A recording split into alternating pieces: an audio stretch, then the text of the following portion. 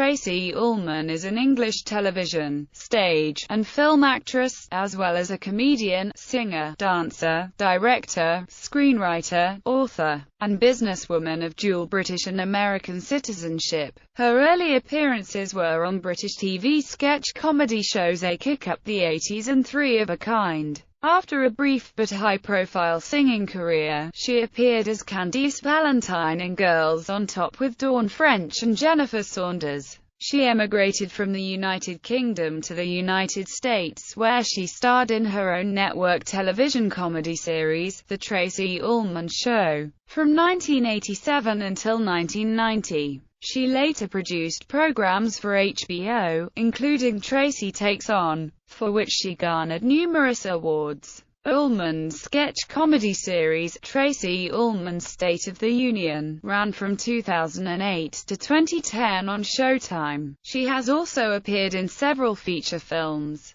She is set to star in the upcoming BBC sketch comedy Tracey Ullman's Show in January 2016, her first project for the network in over 30 years. Ullman is currently the richest female British comedian, the third richest British comedian overall. She is also the second richest British actress. Early life. Tracey Ullman was born Trace Ullman in Slough, Buckinghamshire, the youngest of two daughters, to Doran, her British Roma mother, and Anthony Don Ullman, her Polish Roman Catholic father. On the subject of the spelling of her name, "My real name is Trace Ullman, but I added the Y. My mother said it was spelled the American way, but I don't think she can spell. I always wanted a middle name. My mum used to tell me it was Mary, but I never believed her. I looked on my birth certificate and I didn't have one. Just Trace Ullman." Anthony Ullman served in the Polish army and was evacuated from Dunkirk in 1940. He subsequently worked as a solicitor, a furniture salesman, and a travel agent. He also brokered marriages and translated among the émigré Polish community. Doran recognized their youngest daughter's talents early on and encouraged her to perform. "My dad, who was from Poland, used to say, 'My little Tracy's going to be an actress.'" Tracey Ullman on her father in an interview with Fresh Air host Terry Gross. Ullman revealed that when she was 6, her father, who had been recovering from a heart operation, died of a heart attack in front of her while the two were alone and as he was reading to her. He was 50 years old. "When that happens to you as a child, you can face anything. You're always waiting for the other shoe to drop. If something great happens, you're like, wow, that's great that happened, because it could have been crap. The most disappointing thing happened when you were younger, you're just braver, and if good things happen you're really grateful." Ullman, who had been living an upper-middle-class life, was uprooted to Hackbridge, along with her older sister Patty and her mother,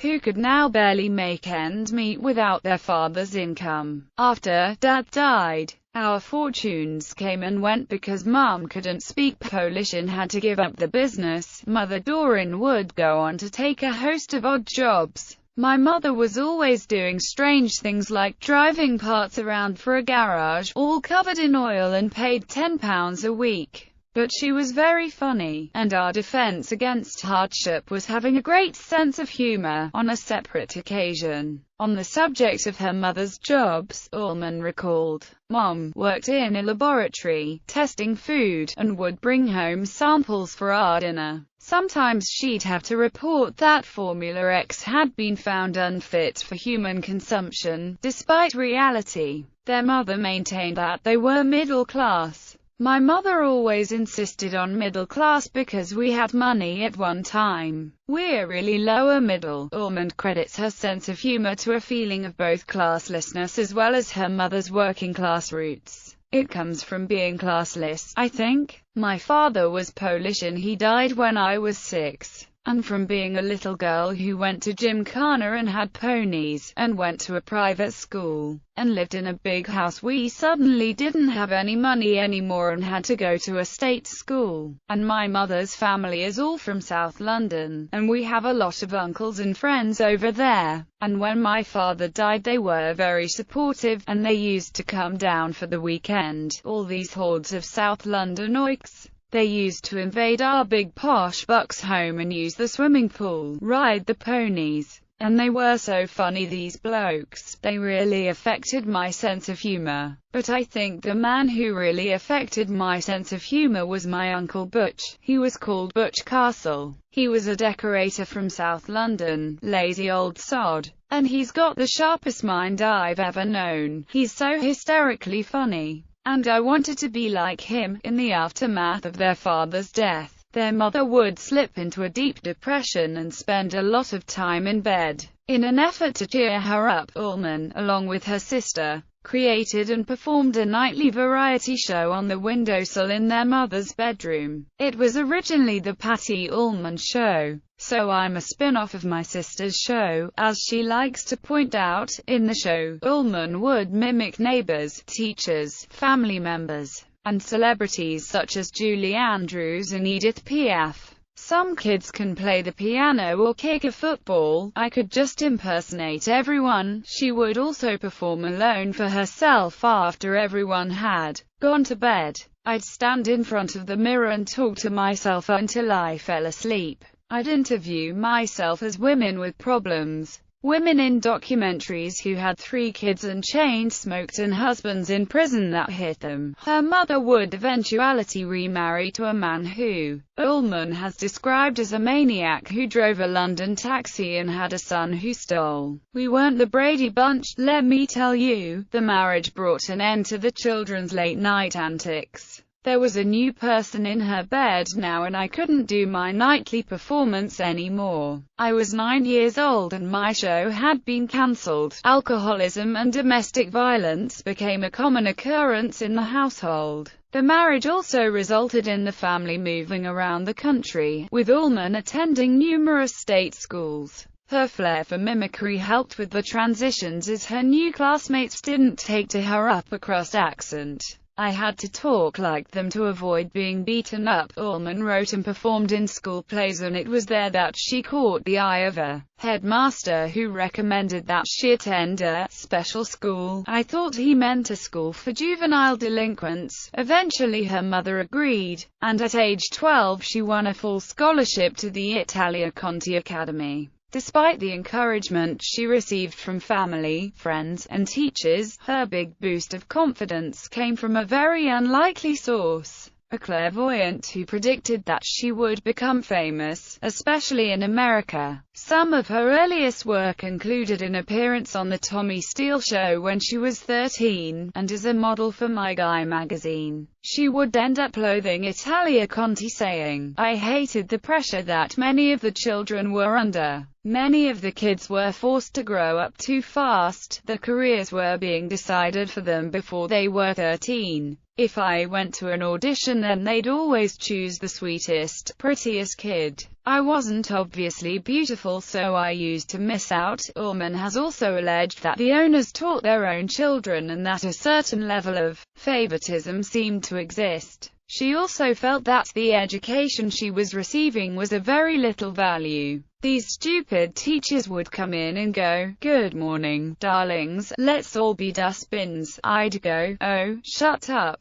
I wanna be a banana." The treatment she received at school led to her spending more time in pubs than in class. Despite her tardiness, she passed her O-levels. Her interest in theatre began to wane and her family could no longer afford tuition. She then set her sights on becoming a travel agent like her late father. At 16, she was goaded into attending a dance audition by some school friends under the impression that she was applying for summer season in Scarborough. The audition resulted in a contract with a German ballet company for a revival of Gigi in Berlin. Upon returning to England, she joined the second-generation dance troupe, performing in London, Blackpool and Liverpool. Her dancing career would come to an abrupt end when she forgot to wear underwear during a performance. She subsequently branched out into musical theatre and was cast numerous West End musicals including Grease, Elvis the Musical, and The Rocky Horror Show. Disillusioned with the entertainment industry, she sought full-time employment working in a paper products distribution company.